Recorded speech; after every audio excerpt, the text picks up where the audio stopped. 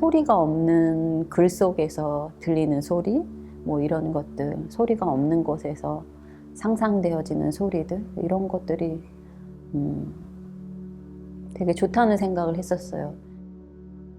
청각장애는 듣는 것에 어려움이 있는 것이고 시각장애는 보는 것에 어려움이 있는 것인데, 저희는 그렇게 바라보기보다 듣는 어려움이 다른 방식의 듣는 것을 가능하게 하고, 또 보는 어려움은 더 다른 인지 능력과 감각들을 발달하게 한다고 생각해요. 그래서 듣는다는 게 뭐지? 라고 질문을 시작한 게, 그냥 제가 잘 못 듣는 사람이고 보는 것에 되게 감각이 발달되어 있는 반, 듣는 걸 너무 몰라서 그 세계는 어떤 걸까? 이런 궁금함에서 프로젝트 시작했는데, 처음에는 장애 작가님들하고 작업을 한다고 생각했는데, 작업을 해나가면 해나갈수록 이것이 장애, 비장애가 아니라 다른 감각이다라는 생각이 들어요. 되게 무턱대고 각자에게 듣는다는 게 뭐지? 이렇게 질문하고 그것에서부터 시작을 했어요. 그래서 각 작가님들이 어떻게 듣는지 그것에서부터 예술교육 프로그램안을 창안해내려고 시도했었고, 교육이 단지 기술을 누군가에게 가르쳐주거나 전하는 것이 아니라 서로의 경험을 공유하는 것이 교육이 된다면, 장애인이 비장애인에게, 또 비장애인이 장애인에게 서로에게 교육하는 방식이 가능하겠구나. 장애 예술 교육에서는 항상 비장애 예술가, 비장애 예술 교육가들이 장애인들을 가르쳐 왔었는데, 저희 프로젝트 안에서 좀 그 역할이 이렇게 바뀌는 이런 경험이 있었고, 소리가 사라진 곳, 총 4개의 글들로 이루어지는데요. 점자랑 묵자, 배치를 통한 작업이에요. 그런 방식 때문에 생기는 어떤 것들, 만약에 그 두 가지를 함께 결합한다면, 공평하게 하려는 시도를 한다면 어떤 것들이 발생하는지를 보려고 했어요. 그래서 첫 번째 페이지는 아마 시각장애인이신 분도 아니신 분도 다 읽을 수 있고요. 두 번째, 세 번째 페이지는 시각장애인과 시각장애인이 아니신 분들이 서로 다르게 이해할 수 있고, 마지막은 아무도 이해할 수 없게 되는데요. 대부분의 작품들은 만들 수 없게 되어 있잖아요. 그럴 경우에 이제 시각장애 관람객들이 어떤 것들을 느낄 수 있을까, 전시에서? 라는 질문이 있었었고, 그래서 점자를 액자에 넣을 경우에는 어떤 것들이 발생할까? 아무도 읽을 수 없는 어떤 것을 대면했을 때 그때의 감각이 뭘까? 혹은 그런 순간들이 뭘까? 그런. 두 번째 작업은 구전을 주제로 한 귀를 빌리다 라는 작업인데요. 구전은 녹음기나 악보보다도 더 훨씬 오래된, 이 매체를 사용한 기간이 기록 이후의 시간보다 훨씬 긴 시간을 가지고 있었고요. 다른 공간적, 시간적 조건을 가진 사람들이 들은 소리들을 수집했어요. 소리를 들은 사람의 이야기를 누군가한테 전해서 제가 듣고요. 관객이 온다면 바로 옆에서 그 이야기를 전해드리는 방식으로 되어 있습니다. 땅을 찌우니까 그냥 땅바닥은 탁탁 마른 소리가 나는데, 독 근처, 독 위를 탕 치니까 소리가 울리더래요. 그래서 듣는 게 뭘까? 이 질문은 정말 어려운 질문 같아요. 그 답에 대한 어떤 태도는 바뀌지 않았는데, 이 말이 진짜 무거운 말이구나. 그리고 3년을 하면서 무겁지만은 않은 말일 수 있어. 가볍구나, 가볍게 생각할 수 있는 말이구나 라고 생각될 때도 있었고요. 저는 오케스트라를 너무 좋아했어요. 오케스트라는 지휘자가 있더라고요. 처음에 가졌던 아주 근본적인 질문은 손 혹은 내 몸, 내 표정과 제스처의 변화에 따라서 정말 음악이 어떻게 변화될 수 있는가. 손의 그런 표현에 의해서 좌우된다는 사실을 알고는 있었지만 보질 못했기 때문에 이미지화가 되지 않아서, 그 무렵에 듣다 프로젝트를 시작해서, 근데 듣는다는 게 단순히 그냥 음악을 듣는 게 아니라 음악을 만지면서 몸으로 느낄 수 있다는 가능성을 또 봤어요. 그래서 셀라는 멈춰서서 들어라 라는 뜻을 가지고 있으면서 또 한편으로는 음악적인 기호를 작용을 하거든요. 그 정경호 작가님이 지휘를 하시는 그 과정에서 저는 특히나 손 동작이 굉장히 중요하다라는 생각을 했었고, 손을 통해서 경호 작가님이 어떻게 지휘를 하시고 감각을 하시는지를 기록하는 영상을 작업을 했습니다.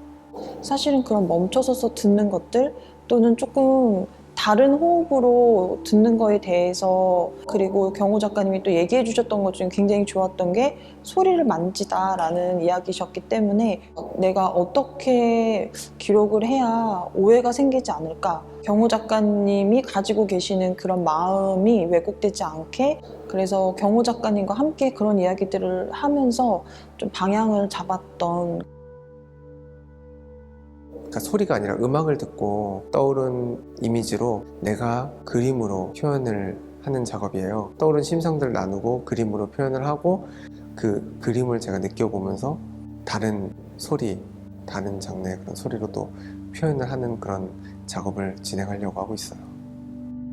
다양한 예술 분야에서 미술하시는 작가님들, 무용하시는 작가님들이 계셨는데, 그림으로 내가 떠오르는 이미지를 표현해보고, 몸으로 또 이렇게 내가 떠오르는 이미지를 표현을 해보면서 제가 떠올랐던 표현들이 처음에는 제가 그림으로 어떻게 표현을 할까에 대한 궁금함이 있었거든요.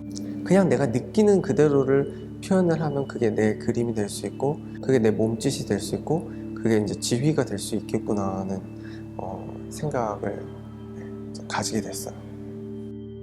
저한테 듣는다는 건 살아가는 거겠죠, 아무래도. 왜냐면 주변에서 일어나는 사건, 또 환경, 인지할 수 있는 다양한 부분들이 80%는 이제 듣는 걸로 이제 저는 의존을 하기 때문에, 음악을 대하면서 이제 듣는다에 대해서 좀 생각을 해보면, 듣는다는 건 만진다. 보충해서 이야기를 하자면 온몸으로 내가 표현을 하는 것이다 라고 생각을 해요. 영화과를 다니면서 선명하게 듣는 거에 대한 거를 항상 요구받아 왔었거든요. 그러다 보니까 저한테는 어떤 의미에서 듣는 것이 굉장히 스트레스이기도 했었거든요. 경호 작가님은 그 감각을 통해서 보고자 하시잖아요. 근데 그런 것들을 굉장히 섬세하고 세밀하고 열정적으로 감각하시려고 노력하시거든요. 그러다 보니까 제가 지금까지 살면서 살아왔던 태도에 대해서 고민을 하게 됐던 순간도 있었던 것 같아요. 조금 더 세상과 마주보는 그런 순간들이 있어야겠구나라는 생각을 하면서 오히려 굉장히 저에게도 어떤 다른 시선으로 살아갈 수 있는 그런 방향성을 제시해 준 것 같아서 너무 좋았습니다. 네. 예, 이번 작업은 고하라 작가님하고 같이 협업을 했는데요. 어떤 수어를 이제 글자적으로 표현하는 목표로 작업을 했어요. 그래서 수어 같은 경우에는 정말 그 움직임 자체가 기호가 되는 소통 체계이기 때문에 문자적으로 표현을 하면 어떻게 할 수 있을까라는 궁금함이 많이 컸어요. 그래서 그런 움직임이 다 반영이 돼서 좋은 어떤 이미지로 나올 수 있지 않았나? 문자는 어떤 흔적, 벽이라든지 판이라든지 이 종이 위에 그려놓은 어떤 흔적들이죠. 쓸 때는 분명히 움직임들이 있었지만 기본적으로 흔적이고 다 이렇게 정지가 되어 있는 것 같아요. 반면에 수어는 정말 굉장히 말 그대로 라이브한 그 실시간으로 통이 이루어지는, 어떻게 보면은 문자를 다루는 제 입장에서는 굉장히 좀 흥미로운 기호 체계였어요. 그래서 움직임 자체인 수어와 또 제가 이제 많이 다루는 그런 문자와 그 접점이 뭘까? 이번에 그 사진 기법을 많이 이용하긴 했지만 수어가 그리는 궤적들을 한번 담아보기로 했었습니다. 그래서 그 수어라는 것은 임시적이고 입체적이고 그런 특징이 갖고 있죠. 그런 점에서 수어와 그런 어떻게 보면 굉장히 이면적인 언어인데, 사진 기법을 통해서 수어의 시작과 끝이 모두 다 나오는, 또 시작과 끝뿐만 아니라 그 사이의 공간, 궤적 이런 게 다 나오는 종이 한 장의 차이인 것 같아요. 어떻게 보면은 저도 그 비장애인 사회에 있을 때는 음성 언어가 되게 익숙하지만, 또 제가 그 수어를 쓰는 그런 사회, 이거를 좀 넘나들 수 있는, 제가 그 종이를 마음대로 뒤집을 수 있는 그런 언어인 것 같아요. 네. 이미지를 만들다 보면 어떤 이미지에서 소리가 들릴 때가 있어요. 그러니까 귀로 들리는 게 아닌데 그냥 어떤 소리가 느껴지는 그런 이미지들이 분명히 있거든요. 그래서 보이는 것에서도 들린다? 이런 좀 생각을 많이 하게 됐었어요. 네, 막연한 것 같아요. 그래서 듣는다는 것도 어떻게 보면 그 소리가 아니라 모든 사물이나 공기까지 통해서도 전달이 되는 그런 진동인데, 이제 이 듣다 프로젝트를 통해서 듣는다는 거는 답이 없고 굉장히 주관적이고, 또 상대방이 얘기를 들어보면 또 그거는 굉장히 또 상대적이기도 하고. 음의 이름이 있죠. 도, 레, 미, 파, 솔, 라, 시. 라틴 문화 가진 나라에서 쓰이는 기법이에요. 근데 개신교 문화 가진 나라에서는 알파벳 글자를 이용하는 거예요. 그래서 7개에서 글자 7개 해당되는 거죠. 그래서 어떻게 보면 멜로디로 단어를 쓸 수 있는 거죠.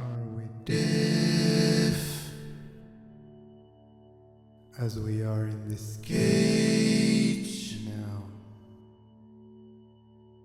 what is our aim? Singing Words 라는 작업에서는 일단 글을 썼어요. 중간중간에 그 음의 글자 7개, 뭔가 음이 가지고 있는 단어를 녹음해서 나중에 편집했을 때 코드처럼 이렇게 동시에 나오게 했어요. 그래서 이런 실험으로 뭔가 다양한 언어들 만나게 해서 서로의 구조적인 관계에 대해서 뭐 질문할 수 있지 않을까? 듣다라는 단어를 불어로 번역하면 2가지 단어 나와요. 하나는 entendre, 수동이고 들리다랑 아주 가까운 동사죠. 그리고 écouter, 그거 반대로 능동적이고 뭔가 의도적인 행동이죠. 영어랑 마찬가지인 게 hear하고 listen의 차이죠. 한국어로는 뭔가 그 차이가 그렇게 뚜렷하진 않아서 뭔가 좀 더 넓은 느낌이 들어요. 뭔가 같은 동사인데 다양한 뜻이나 뉘앙스로 쓸 수 있어서 뭔가 청각적 세계에 관련된 단어뿐만 아니고 뭔가 포함하는 개념으로 볼 수 있을 것 같아요. 듣다라는 말이 이렇게 다양한 매체를 이용하는 작업들 모이게 하는 프로젝트에서 뭔가 잘 맞는 제목이라고 생각해요. 첫 번째 작업은 글자 풍경인데요. 제가 예전에 영화나 드라마 보다 보니까 자막이 있는데 그 자막이 크기가 일정되고 뭐 색깔은 한 가지밖에 없고 거기서 소리가 없는 느낌이 들었어요. 그 자막을 봤을 때 이 소리가 어떤 소리인지 알면 더 재밌게 보진 않을까 생각이 들어서 있는 장소에서 울리는 진동, 뭐 발걸음, 그 경험이랑 글자 자막을 합쳐서 작업해보면 어떨까 이 생각이 들어서 제가 바라본 풍경을 글자로 소리를 표현하게 됐어요. 들리진 않기 때문에 들린다. 소리는 눈으로 보고 몸으로 느낄 수 있다. 거기서 시작하게 됐어요. 이 모든 오감으로 소리를 다 듣는다. 이게 저한테 와닿았어요. 저는 비록 잘 안 들리지만 그렇다고 불편하진 않거든요. 뭐 꼭 잘 못 듣더라도 다른 감각으로 소리를 충분히 즐길 수 있고 느낄 수 있다고 생각해요. 너무 소리에 대한 정의가 명확하진 않아도 되겠다. 이 프로젝트도 처음에 시작할 때 시작할 수 있나? 근데 그냥 그 질문 자체가 굉장히 좋고 작가님들로부터 나오는 많은 이야기들, 호기심들이 변해가는 과정들을 바라보는 게 즐거워요. 저뿐만 아니라 저희 모두가 다 그러고 있을 것 같은데 아직도 계속 듣는다는 게 뭘까 질문을 찾아 나가고 있는 것 같아요. 정답을 찾기보다는 사람들을 만날 때마다 다른 감각을 발견하는 것 같아요. 그게 너무 재미있고 그게 작업화되는 과정도 재미있는 것 같아요.